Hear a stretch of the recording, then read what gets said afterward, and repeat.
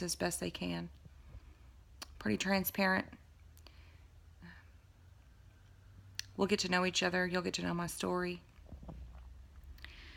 I've looked on YouTube for videos about recovery. What I find is a lot of speaker tapes.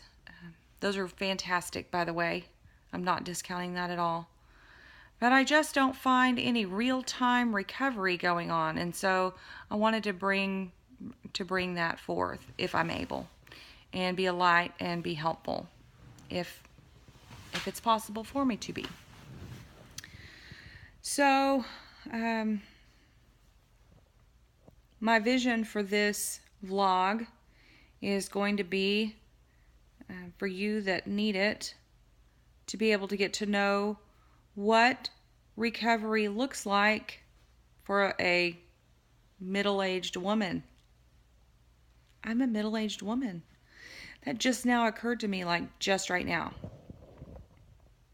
But I'm 40. I guess that makes me middle-aged. So I got sober when I was 38. I'll tell you what my experience was like later. But for right now, I just kind of want to stick to the premise of what I'm going to talk about. I'm pretty particular about the traditions. Try to follow them the best I can. My anonymity is somewhat important to me, although if there's digging to be done, then someone will find out that I'm an alcoholic, and it's probably going to benefit me because it's either going to open a door or close a door that would or wouldn't have been open or closed if someone didn't know. So there's always a very freeing experience in truth, and that's just what I like. Truthful honesty. I am not representing anything at all. I'm just little old middle-aged me in my sobriety. And AA happens to be my, that's my go-to. That's where I go work my program. Although I do work my program outside of AA, I have to, otherwise I won't be able to stay sober, but I like AA. There's also NA, Narcotics Anonymous, CA, Cocaine Anonymous, OA, Overeaters Anonymous. There's Sex Addicts Anonymous, all kinds of different recovery programs. I've never been to any of them except for AA, so I don't really have any experience for you for that. But I would certainly say that if you're struggling with some sort of an addiction that doesn't have to do with drugs or alcohol, definitely seek recovery. It's everywhere. Sometimes it seems like there's not any recovery and that times can be really difficult. And of course, as addicts and alcoholics, we struggle with all sorts of different things like depression and anxiety and legal issues, issues with our kids, a whole host of problems. I'm sure there's many that I didn't just mention that are, kind of a thing. Also, Gamblers Anonymous. Addiction will touch upon and affect every facet of our lives and the lives of the people who care about and love us, even if we didn't know them before we got sober. So that's my take. I personally have a higher power. I call him God. I draw spiritual principles from different religions, if you will. I don't like the word religion. I don't particularly care for organized religion. I just want to be like Jesus. I just want to be Jesus with skin on, that's all. Sometimes I get to be like that. Most times I fall short. That's okay. I'm not ever going to be perfect. Haven't ever been.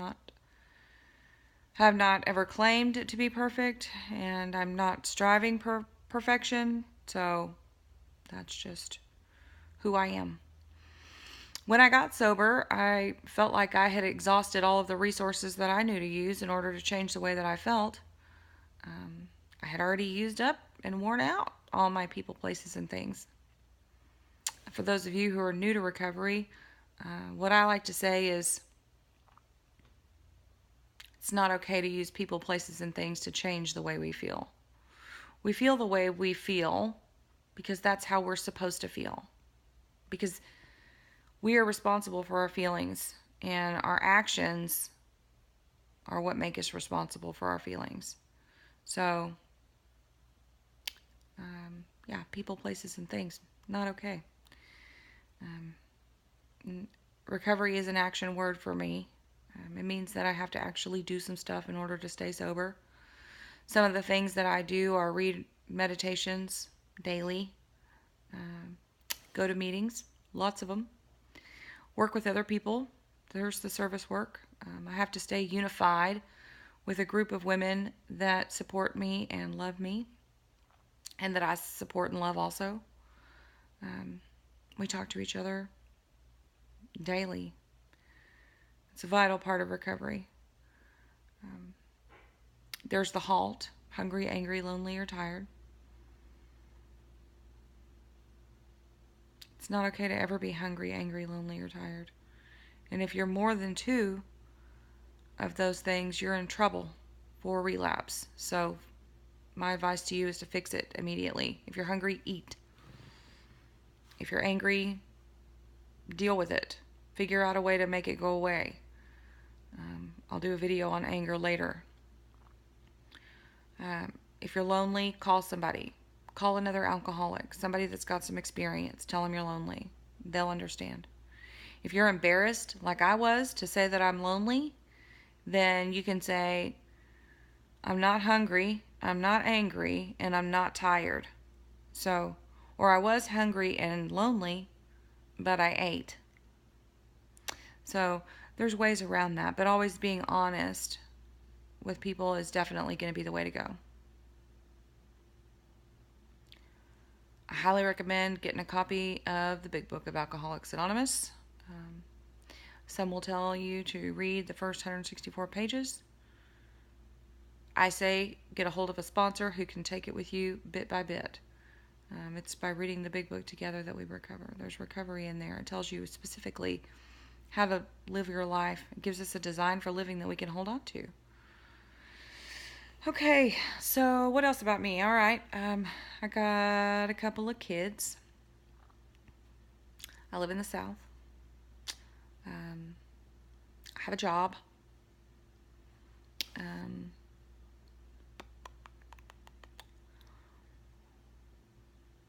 There's really not much to say, except for, by the grace of God, there go I. Sometimes you'll see me wearing a hat. Sometimes you'll see me with makeup on and real nice clothes. Sometimes you're going to see me in a t-shirt and a pair of shorts. The reason for my vlog is not for you to judge the way that I look. It is so that I can talk about recovery. I think the world needs recovery. My mission is sobriety. It's a daily affair for me. So, right now at my house, it is approximately 10:15-ish, give or take, 15 minutes. My bedtime is about 11 o'clock. I got a little bedtime thing I got to do. Part of that is me working a 10-step. Sometimes I write it down on paper. Sometimes I don't. I probably need to get some water and get in my bed and cozy up. I know a lot of you probably think that some of the things that I say are ridiculous. There's no need for me to tell you my bedtime routine, except for one little thing. When I first got sober, I didn't have a bedtime routine, except that I was falling down drunk every single night, and I crawled to bed every single night. So when I didn't do that every single night, I needed somebody to tell me what to do next. Even if it was as simple as go get some water and go lay down in your bed and stay there until morning. I didn't know that when I first got sober. I didn't know anything about how to live rightly when I first got sober. And part of me living rightly is having a decent bedtime routine. So some of my talking to you is going to be very elementary. And please, let's all have the grace for those that need it, because some of us need it. Some of my talking is going to be a lot less elementary, as in what the book says, and how to stay sober, one day at a time.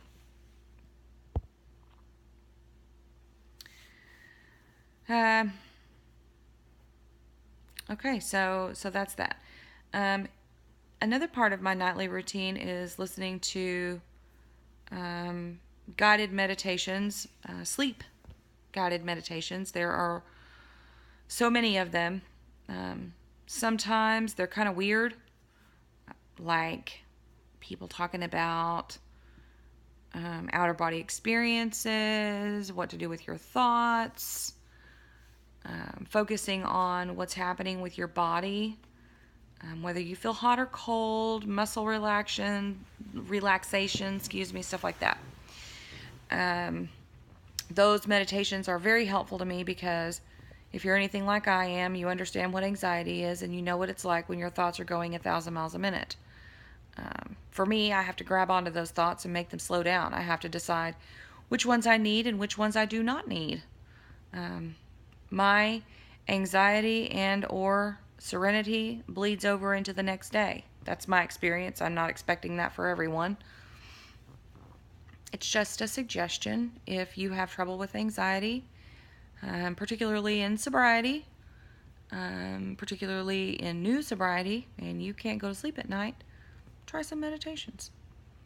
Okay, so I think that's enough about me and myself. Um, I have no idea what this is going to turn into. It may just be me making a bunch of videos and watching myself on my phone. Although, that's going to give me a little bit of an ego, and I can't afford ego. So, I'll probably do what I say I'm going to do and share my journey with some other people. Oh, I can't tell you how I wished I'd have shared my alcoholism with you too so we could travel this journey together. Anyway, all you're going to get to see is the good part. So, you probably wouldn't have wanted to see me drunk anyway. It was pretty nasty. So, if you have questions for me about videos that you want to see or topics that you want for me to discuss, just put them in the comments. If you think this video is going to be helpful to somebody else, send it their way. If you want to comment in a negative way, I would prefer that you didn't, but I feel that you probably will, so just know that the series isn't for you. That's all. It's good.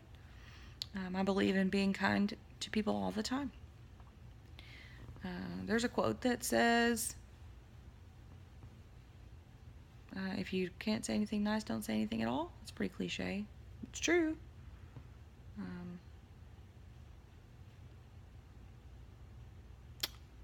There's also another quote that says,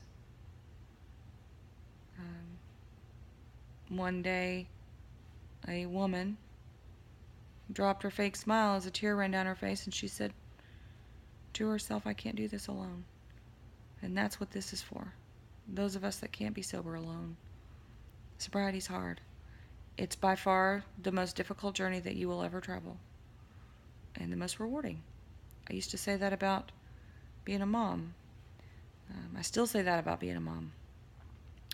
Just, I haven't figured out which one's more difficult, motherhood or sobriety. Maybe they're equal. I don't know. Doesn't matter.